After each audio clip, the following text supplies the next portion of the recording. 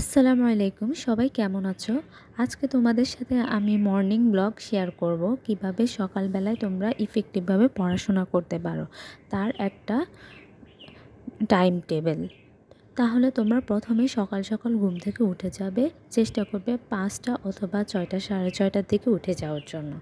আমি এখানে ধরে নিয়েছি তোমরা 6:30টায় উঠলা। তাহলে তারপর পরে তোমরা বসে যাবে পড়াশোনা করতে। যে বিষয় তোমাদের কাছে সবচেয়ে বেশি হার্ড মনে হয় সেটা নিয়ে পড়তে বসে যাবে এবং 1 ঘন্টা পড়বা। 7টা থেকে 8টা পর্যন্ত তুমি তোমার সবচেয়ে কঠিন যে সাবজেক্টটা লাগে সেটা তুমি পড়ে নেবা। তাহলে কি হবে, তুমি ওই বিষয়টা খুব সহজে আয়ত্ত করে নিতে পারবা এবং কোনো প্রবলেম থাকবে না, এবং মাথার মধ্যে অতিরিক্ত প্রেশারও সকালবেলা থাকে না। তাই জন্য তুমি ওই জিনিসগুলো খুব সহজেই বুঝে যেতে পারবা। পড়াশোনার ক্ষেত্রে তোমাকে আরও কিছু নিয়ম শৃঙ্খলা মেনে চলতে হবে। যতটুকুই পড়ো না কেন বারবার রিভাইজ করতে হবে এবং তোমাকে কন্টিনিউয়াসলি কনসিস্টেন্সি বজায় রেখে পড়াশোনা করতে হবে। কনসিস্টেন্সি ইজ দ্য কি অফ স্টাডি আসলে, এবং কনসিস্টেন্সি ইজ দ্য কি অফ সাকসেস। সফলতা পাওয়ার জন্য তোমাকে অবশ্যই অধ্যবসায়ী হতে হবে এবং একই পড়া বারবার অনুশীলন করতে হবে। তুমি যদি না করো এমন করে, তাহলে তুমি কখনোই পড়াশোনায় সফলতা পাবে না।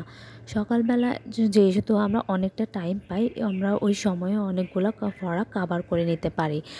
দিনের অন্যান্য সময় আসলে আমাদের মাথায় অনেক বেশি প্রেশার থাকে, অনেক কাজ করতে হয়, তাই অন্যান্য সময় আমরা এত প্রোডাক্টিভ থাকি না সকালবেলা যতটা থাকে।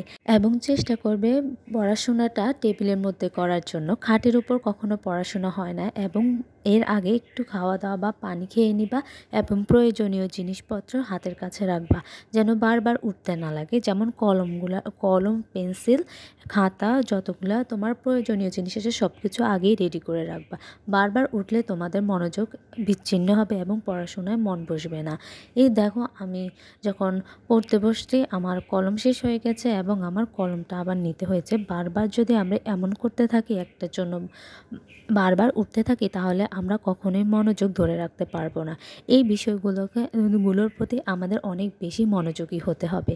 তারপর আমরা যখন 1 ঘন্টায় আমাদের সবচেয়ে বেশি কঠিন সাবজেক্টটা পড়ে ফেলবো, তার পরের ঘন্টায় আমাদেরকে নিতে হবে এমন একটা সাবজেক্ট যে সাবজেক্টটা মোটামুটি সহজ। কারণ একসাথে 2টা হার্ড সাবজেক্ট কখনো পড়াশোনা করা উচিত না। কারণ যদি আপনি 2টেই কঠিন সাবজেক্ট একসাথে পড়াশোনা করেন, তাহলে কখনোই আপনি একটা ভালো ফল পাবেন না। 2টা জিনিসে আপনার মাথার উপর এত প্রেশার দেবে যে আপনি দোনোটার একটা তো কোনো ভালো করতে পারবেন না। তাই অলওয়েজ এটা মনে রাখবেন যে যদি আপনি একটা হার্ড সাবজেক্ট পড়েন, তারপরে একটা সহজ সাবজেক্ট নেবেন।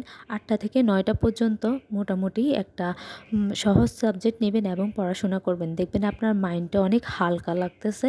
তারপরে ব্রেকফাস্টটা করে নেবেন। ব্রেকফাস্ট করা অনেক বেশি জরুরি, এবং চেষ্টা করবেন হেলদি খাবার। যদিও আমাদের মাঝে মধ্যে চা নাস্তা করা লাগে অথবা কিছু আনহেলদি খাবার আমরা খেয়ে ফেলি, ব্যাপার না, কিন্তু বেশিরভাগ টাইম চেষ্টা করবেন যাতে ফ্রেশ খাবার খাওয়া যায় এবং হেলদি যতটা খাওয়া যায় খাবেন। কারণ হেলথ ইজ ভেরি ইম্পর্ট্যান্ট।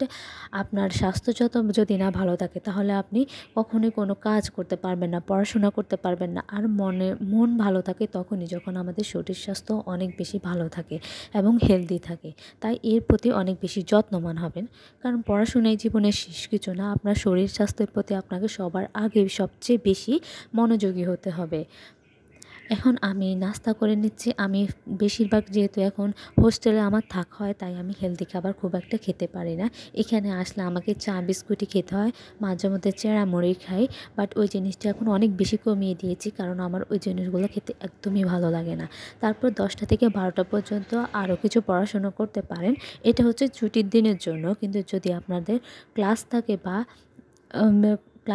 অন্য কিছু স্কুল থাকে, তাহলে তোমরা কি করবা, ওই টাইমটা তো স্কুলেই থাকবা। যখন ফ্রি টাইম পাবা তখনই চেষ্টা করবে কোনো কিছু শেখার জন্য। আসলে শেখার শেষ নেই। ধন্যবাদ সবাইকে। আল্লাহ হাফেজ।